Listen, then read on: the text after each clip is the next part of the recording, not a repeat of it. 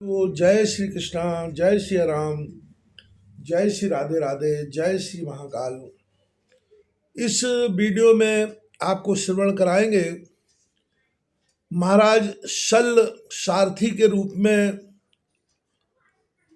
कर्ण को निरंतर हतोत्साहित करते रहे, जिससे उसके आत्मविश्वास में कमी आई।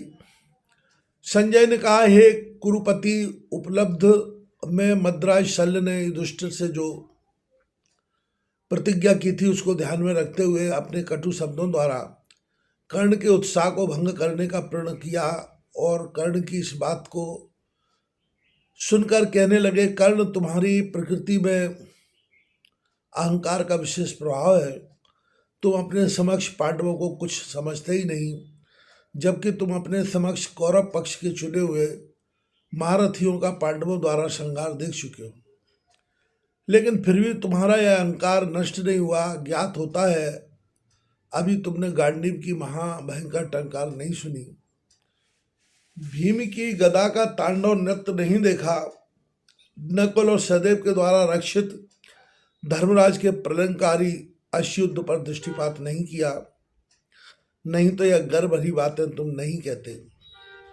मद्राज के कथन की उपेक्षा करते हुए कर्ण ने पुनः उन्हें रथ अर्जुन के समक्ष ले चलने को कहा। शल्य ने घोड़ों को रास का संकेत दिया। संकेत पाते ही श्वेत अश्ववायु की गति से युद्धस्थल में दौड़ने लगे। कर्ण शत्रुओं का विनाश करने लगे, लेकिन अर्जुन उन्हें कहीं दिखलाई नहीं दिए। तब कर्ण ने पांडव सेना के सैनिकों से अर्जुन को दिखलाने के लिए कहा और युद्धोन्मत्त होकर अपना शंख बजाने लगे।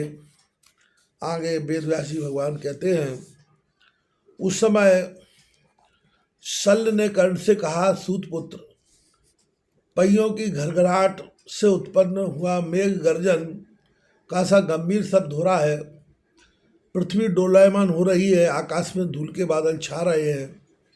इन सभी लक्षणों से प्रतीत होता है कि श्री कृष्ण द्वारा चलाया हुआ अर्जुन का दिव्य रथ इधर ही आ रहा है। वह देखो, सम्मुख कपिध्वज फहराता हुआ चला आ रहा है। वीरवर अर्जुन से युद्ध करने के लिए तैयार हो जाओ। कर्ण ने कहा, मद्राज, वह देखो, आपके महाधनुर्धर अर्जुन को शंस तक वीरों ने घेर लिया। अब तो उनका रथ भी दिखाई नहीं देता। ज्ञात होता है कि हमारे शंस तक वीरों ने अर्जुन की गति को रोक दिया। शल्य ने कहा, हे कर्ण, पवन की गति रोक पाना संभव है, किंतु संस्तपकों द्वारा अर्जुन की गति को रोक लेना संभव नहीं। कर्ण को उत्साहहीन करने के लिए शल्य ने कहा, कर्ण, उधर देखो, 10,000 हाथियों का बल लिए हुए भीम कौरवों के रक्त की प्यासी गदा के लिए तुम्हारे योद्धाओं का संहार कर रहे हैं। इतना कहकर शल्य कर्ण के रथ को वहीं ले गए जहां भीमसेन युद्ध कर रहे थे। कर्ण को अपने सम्मुख देखकर भीमसेन उन पर इस प्रकार टूट पड़े जिस प्रकार भूखे होने पर भोजन पर टूटते थे।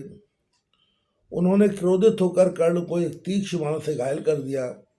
कर्ण ने भी एक भयानक शर भीम की छाती में मारा। उसके लगने से भीम की छाती से रुधिर बह निकला। भीम स्वभाव से बड़े असहनशील थे।